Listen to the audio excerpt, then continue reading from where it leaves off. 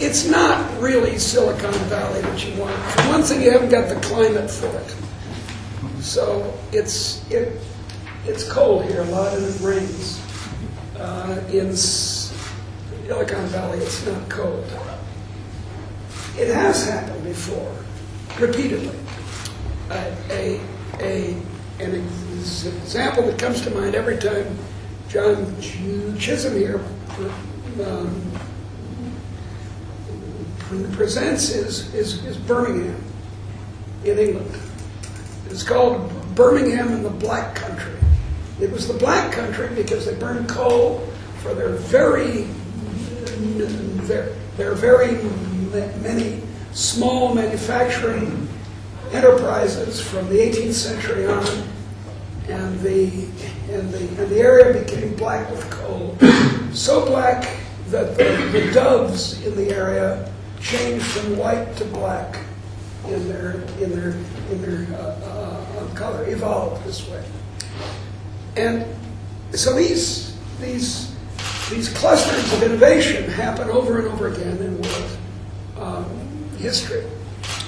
And indeed, ordinary improvements happen over and over again in world history. In Athens, ancient Athens, 5th century Athens, was a great commercial power and was a manufacturing center as well. By the way, I have a speech defect. You can either grow accustomed to it or, I don't know, or something. I don't know what you can do. And it'll come up occasionally. So it's not unusual for there to be innovation in world history.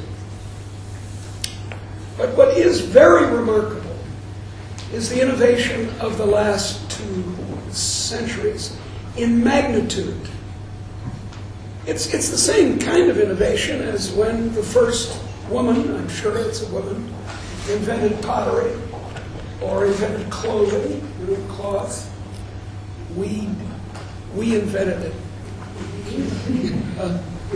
Girls, the guys were off smoking, playing soccer with someone's head. So we invented soccer then? Yeah, you invented soccer. Congratulations. We invented clothing. Okay. So in the invention, of course, has happened, but very slowly. So slowly that population increase was always able to overwhelm the most spectacular series of inventions, which happened in 9 different parts of the world, and what the archaeologists call the Holocene, Holocene, the Holocene, which is since the last ice age. In 9 different parts of the world, agriculture was invented. They invented agriculture in New Guinea. They invented it in Central America. They invented it in the Andes. They invented it in China, North China, South China, Africa. Of course, the Middle East, you've heard about it, and so forth. And that was an amazing invention, but it came slowly. And the result was, of course, that more people survive to adulthood. When well nourished, the women were more fertile, had more children, populations grew. The advantage was, of course, that we could have towns, we could have urban areas, and with that came accounting, actual number accounting, and finally came the ability to read. So that was all to the good, but basic human scope did not change. And here's a short economic history of the world. I'll act, let's see now. I'll act as though I'm behind the blackboard and I can mysteriously draw on it here. You see, it's a transparent blackboard. But anyway, here it is. $3 a day. $3 a day in current vilnius prices was what the average person subsisted on since the caves, since the invention of language, perhaps 150,000 years ago. $3 a day, $3 a day, $3 a day. Here's now. And about here, we started back there, here you had the agricultural revolution. Well, it didn't accomplish much, except this urbanization, but still people were poor, poor, poor, $3 a day. And then, very close to this axis of 1800, it went like this. The sound effect is important. It increased in the world, including even very poor countries, by a factor of 10. So, average world income now is about $33 a day. That, to just so that you can see it in your mind, it's the average, it's the income now of, average income of Brazil. So we went from the average income of Chad or Bangladesh to the average income of Brazil in 2 centuries, even including these very poor places. And in places like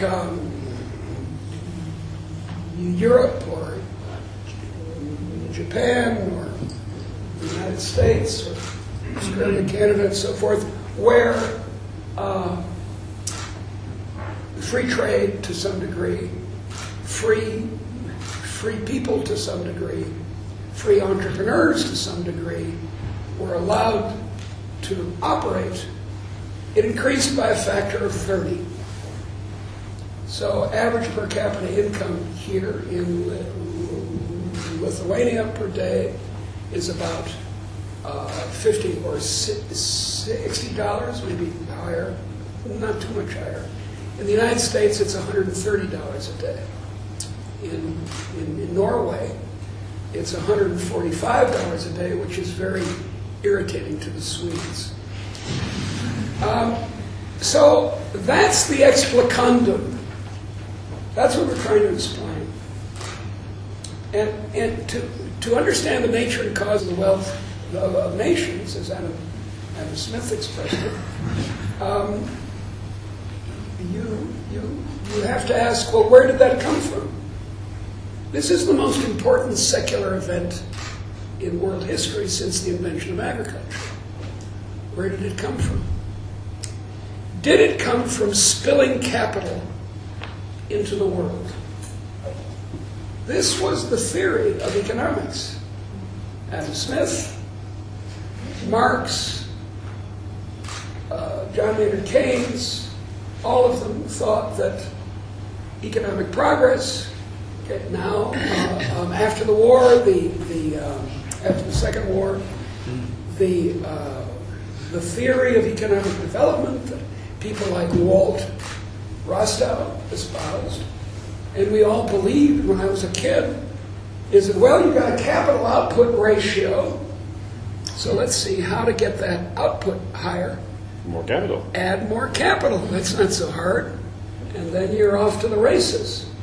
And so it follows that if you give large amounts of foreign aid per capita to Ghana to make lakes that cause sleeping sickness and malaria out of dams, you will enrich Ghana. And if you don't give a cent to what we used to call red China will not grow. Well, of course, that's not what happened.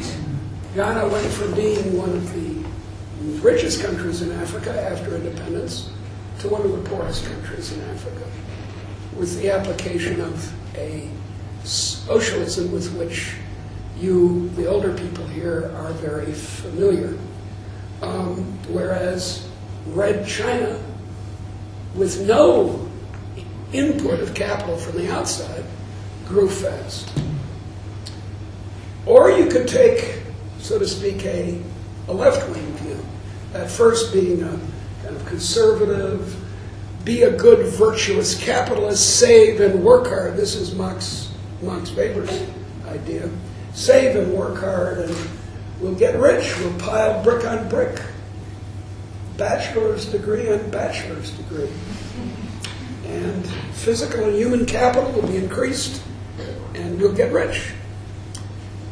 Or you could take the left-wing view that the money to do this is stolen from the poor. Surplus value is accumulated by operating factories such as Engels operated. It's always surprised me very much that Engels owned a cotton textile mill. Talk about the traitor to his class. Or you exploited the third world. This is a common assumption, especially in the third world, that it's imperialism that made for the accumulation of capital that then made people rich in Europe. So it's exploitation of Indians or Africans by Europeans, which made the Europeans rich. Both of these theories, I believe, are wrong. But of course, it's not the case that there wasn't exploitation. I'm not saying that imperialism was a good thing. And it's not the case that there was not capital accumulation. There was. But capital accumulation, whether it's come by this virtuous, oh, I'm a good abstaining capitalist way, or by the exploitation way, capital is intermediate. Capital is not itself a cause. We could build another hall just like this hall. Wouldn't be a bad idea. Look, it's quite crowded. We could have another one next door. And then we say, well, that worked out all right. Let's have still another one. Well, look, by the time we get to the 20th of these halls, you'll agree, or even the third, or maybe even the second, the return on capital will be very low. In fact, it'll be zero or below zero. It won't be a good idea to build another hall unless there's an innovation, unless there's a new idea, unless the liberal point of view explodes, as I hope it will, in Lithuania, and you need halls by the hundreds to accommodate all the people who want to hear about a free economy. As Keynes expressed it, I was once a socialist, and then I became a Keynesian, and then I became a social engineer. So I've been everything in my life. I've been a man, I've been everything. As he expressed it in 1936, within a generation without innovation, and he thought that was the situation in the 30s, was going to continue into the future, within a generation or two, the return on capital could be driven down to zero. So you see, it can't be capital. Okay. Adding more capital by itself, without innovation, without new ideas, is not productive. So what's going on here? What's the economics here? Well, the economics is that first you have the idea. Then you get the capital rather easily to do the idea. Now, it's not completely easy. You have to persuade a banker or an investor or yourself or your employees or your customers or your uncle or something to get the money to do it. But that's not the constraint. In fact, the savings rate in Europe in the Middle Ages was very high because yield per seed was very low. And in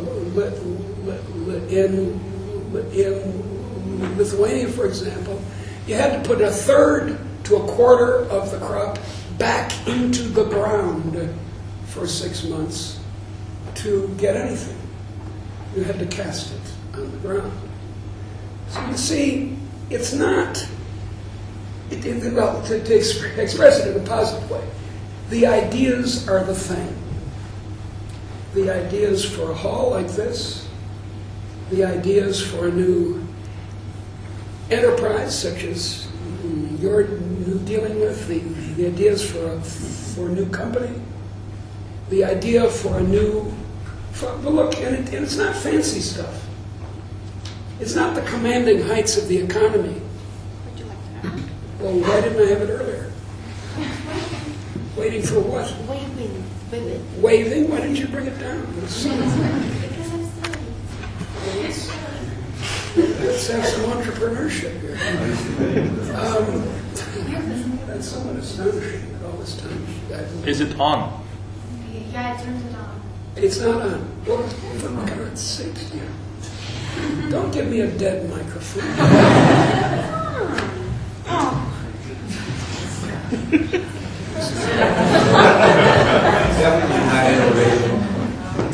Now what? This is now a state-owned university, you know, that's... Yeah. It's on. I'm not strong enough. You're not strong enough. I was very gentle with it. Too gentle. Yeah, now it's on. Before it wasn't. Okay. Well, should I start again? Yeah, so I can... Okay. Yeah. Now we're at the great enrichment. All right. It's the ideas that are the thing. It's that you have the conception, and it's not just the commanding heights. It's not the big capitalists and so on who make an economy vital. And it's not those alone, or even primarily, who make Silicon Valleys. When your friend in church opens a hairdressing salon in the neighborhood, that's an entrepreneurial act. When you have a new idea of any sort that other people are prepared to pay for, that's an entrepreneurial act. But notice, someone has to be willing, not just someone. Your customers need to be satisfied, need to be prepared to buy it. I call it trade-tested betterment. And the trade-tested is important. Because innovation is easy. You can think of new ways to do things. You know, I could start talking Dutch, which I take it would not be helpful. I could start talking Dutch, but that wouldn't be of any help to me or to anyone else. So that would be an innovation. So it's got to be trade. It's got to be something that people want and are prepared to trade for, to go work themselves and to take their products, give them to you in exchange for your own. But trade isn't enough. There had to be some breaking point here, something strange about 1800, something unusual about it. Because there had been trade, again, since the beginning, since the caves, since Africa. So it's not trade. It's not sheer capital accumulation. It's not exploitation. What is it? I claim it was liberal ideas that changed the world and resulted in this astonishing increase in income per head. Now, what do I mean by liberal ideas? I mean equality, which is not usually what you think of when you're thinking of such things. Equality in two senses. Equality before the law, enforcement of the rule of law. That's rather common in world history. But the new thing, the other new thing, there was an improvement in the quality of equality before the law, but there was also a dramatic improvement in equality of social standing.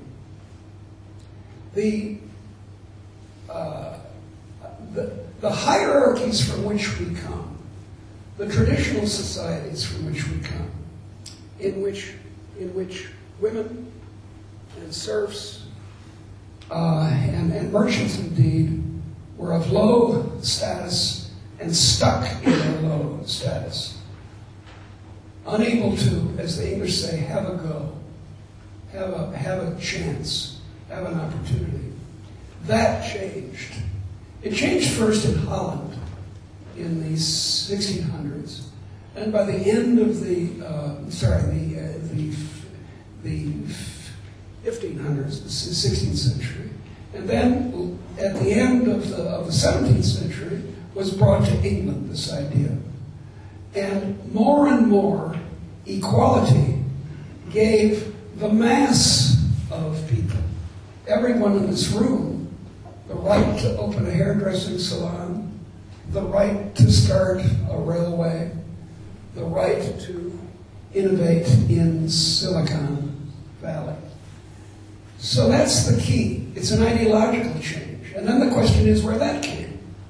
And in volume 3 of this, 3 of mine, I explained that it was, so to speak, accidents of European history in the 16th, 17th, 18th century.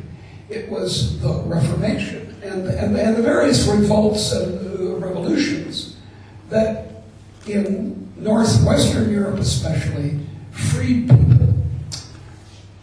My emblem for this, it's not an important source of evidence in the book, but it's a nice example, is English Quakers. The English, this thing doesn't work, the English so-called Society of Friends, which is a group of Christians who don't have a minister at all. What does that say? 5 minutes? Okay, yeah, it's not too clear. Who don't have any minister at all. They just sit as we are here. In fact, we could do this. We could have a Quaker exercise right now.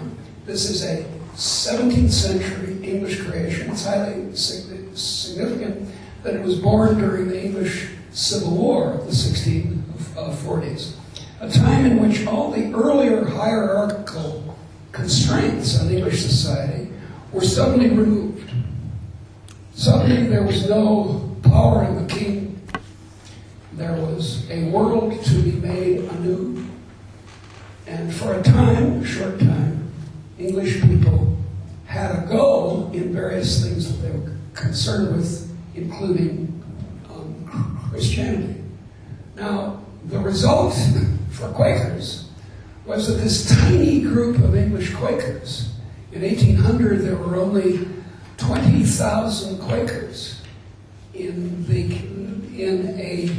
kingdom that had 20 million people in it. They became the entrepreneurs of the time. They became Cadbury's, Roundtree, also a candy maker, Barclays, the banker. To a completely disproportionate extent, they had a go. Even women in the Quaker meetings of the 17th century had an equal voice.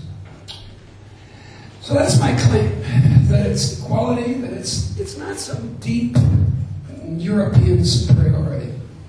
It does not go back 1,000 years. It's a new idea that you don't see in other cultures of the essential and practical equality of all souls. Now, it hasn't entirely succeeded. We're still working on it. My decade of the 1960s was a lurch forward in the West in these matters of freedom for women and gays and blacks and handicapped people and colonial people.